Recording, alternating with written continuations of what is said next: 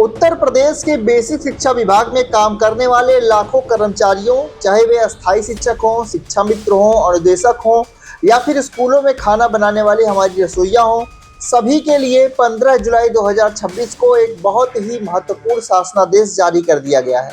ये वीडियो बहुत ही महत्वपूर्ण होने वाली है, इसको अंत तक जरूर देखिएगा।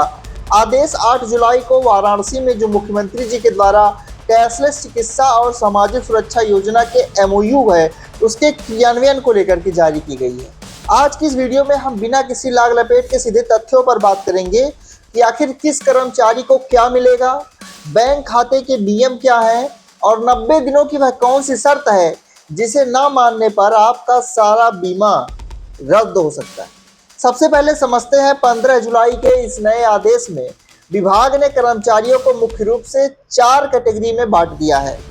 पहला, 10,000 या उससे अधिक वेतन पाने वाले अस्थायी शिक्षक। दूसरा, 10,000 या उससे अधिक मानदेय पाने वाले विभागीय संविदा कर्मी जैसे शिक्षा मित्र या फिर अंशकालिक अनुदेशक। और तीसरा, 10,000 से अधिक मानदेय वाले आउटसोर्सिंग के कर्मचारी। और चौथा, 10,000 से कम मानदेय पाने वाले संविदा कर्मी, जिसमें मुख्य रूप से हमारी रसोइया आते हैं। अब चलिए शुरुआत करते हैं शिक्षा मित्रों और अनुदेशकों से। चूंकि इनका मानदेय 10,000 रुपये से ऊपर है, इसलिए इनको भारतीय स्टेट बैंक यानी कि SBI के कारपोरेट सैलरी पैकेज यानी कि CSP के तहत रखा गया है। इस CSP खाते के तहत आपको बहुत बड़े बीमा लाभ दिए जा रहे हैं। दुर्घटना में मृत्यु होने की स्थिति में आपको 30 लाख से लेकर के 80 लाख रुपए तक का पर्सनल एक्सीडेंट इंश्योरेंस कवर मिलेगा। अगर दुर्घटना में पूर्ण रूप से अस्थायी विकलांगता आती है तो 30 लाख से 80 लाख रुपए तक का कवर है। आंशिक विकलांगता की स्थिति में 15 लाख से 40 लाख रुपए तक का कवर मिलेगा। इसके अलावा 30 लाख से 80 लाख रुपए तक का एयर एक्सीडेंट मतलब हवाई दुर्घटना कवर को भी शामिल किया गया है। और सबसे महत्वपूर्ण बात, जिसे एड ऑन कवर कहा गया है, मतलब किसी अनहोनी की स्थिति में आपके बच्चों की शिक्षा और पुत्रियों के विवाह के लिए भी बैंक की तरफ से आर्थिक सहायता दी जाएगी। अब आते हैं उस वर्ग पर जो स्कूलों की रीढ़ हैं लेकिन अक्सर चर्चा से बाहर रह जाते हैं, हमारे रसोइया और 10,000 रुपये से कम मानदेय पाने वाले जो अन्य कर्मचारी हैं। MOU के दस्तावेजों के अनुसार मध्याह्न भोजन योजना में काम करने वाले रसोइयों को भी इस योजना से पूरी तरह से कवर किया गया है। चूंकि रसोइयों का मानदेय 10,000 रुपये प्रतिमाह से कम होता है, इसलिए उनके लिए नियम और लाभ अलग रखे गए हैं। ध्यान दीजिए, 4 जुलाई के शुरुआती प्रस्ताव में कहा गया था कि इन्हें 1 लाख का बीमा मिलेगा, लेकिन 15 जुलाई के फाइनल आदेश में इस राशि को बढ़ाया गया है। नए आदेश के अनुसार 10,000 से कम मानदेय पाने वाले कर्मचारियों और रसोइयों को अपने नज़दीकी SBI ब्रांच में एक जीरो बैलेंस अकाउंट खुलवाना होगा। इस खाते पर रसोइयों को ATM कार्ड मतलब पर्सनल एक्सीडेंटल इंश्योरेंस पॉलिसी दी जाएगी, जिसके आधार पर उन्हें 2 लाख रुपए का एक्सीडेंटल इंश्योरेंस कवर मिलेगा। यानी अब रसोइयों को भी दुर्घटना की स्थिति में 2 लाख रुपए तक की सुरक्षा बिना किसी प्रीमियम के देय होगी। अब सबसे बड़ा सवाल यह है कि क्या आपको खाता खुलवाने के लिए बैंक के चक्कर काटने होंगे?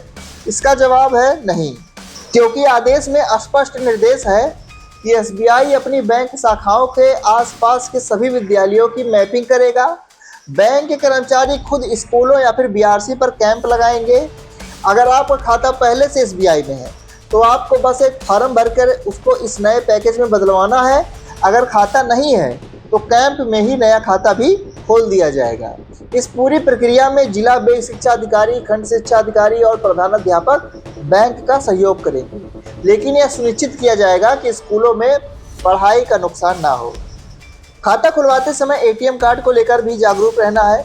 इस सैलरी पैकेज वाले खाते में ATM कार्ड का कोई भी सालाना मेंटेनेंस चार्ज नहीं लगता। शिक्षा मित्र और अनुदेशक अपने डिजिटल और ऑनलाइन पेमेंट्स को आसान बनाने के लिए कोई भी प्रकार का डेबिट कार्ड ले सकते हैं, जो कि बिना अतिरिक्त शुल्क के मिलेगा।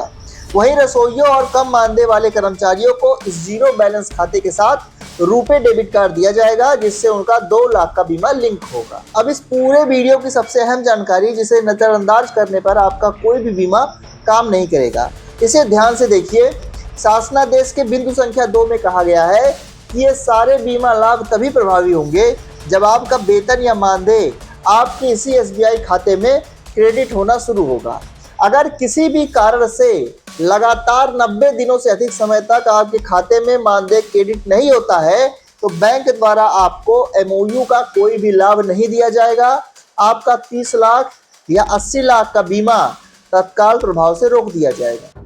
इसलिए जिम्मेदारी है कि खाता खुलवाने के बाद अपना नया खाता नंबर विभाग में अपडेट करा दीजिए ताकि अगला मानदेय उसी खाते में आए। अंत में, यदि खाता खुलवाने या क्लेम करने में कोई भी समस्या आती है तो आपको इधर उधर भटकने की जरूरत नहीं है। आपका शिकायत का पहला समाधान आपके नज़दीकी SBI बैंक मैनेजर करेंगे। अगर वहां से सुनवाई नहीं होती है तो SBI के क्षेत्रीय व्यवसाय कार्यालयों यानी जिसे RBO कहा जाता है, वहां के नोडल अधिकारियों से संपर्क किया जा सकता है। विभाग द्वारा इन सभी नोडल अधिकारियों की सूची जारी कर दी गई है। इस शासनादेश का कड़ाई से पालन करने के निर्देश दिए गए हैं और इसकी हर महीने मॉनिटरिंग की जाएगी। शिक्षा मित्रों, अनुदेशकों, रसोइयों समेत तमाम संविदा और आउटसोर्सिंग कर्मचारियों से जुड़ी हर बारीक और प्रमाणित खबर को तथ्यों के साथ समझने के लिए NS नाउ के साथ जुड़े रहें। इस चैनल को सब्सक्राइब करें, वीडियो को ज़्यादा से ज़्यादा शेयर करें ताकि सभी तक ये जानकारी पहुंच सके और बने रहें हमारे साथ। मिलेंगे आपसे अगली खबर में, तब तक के लिए आप सभी को नमस्कार।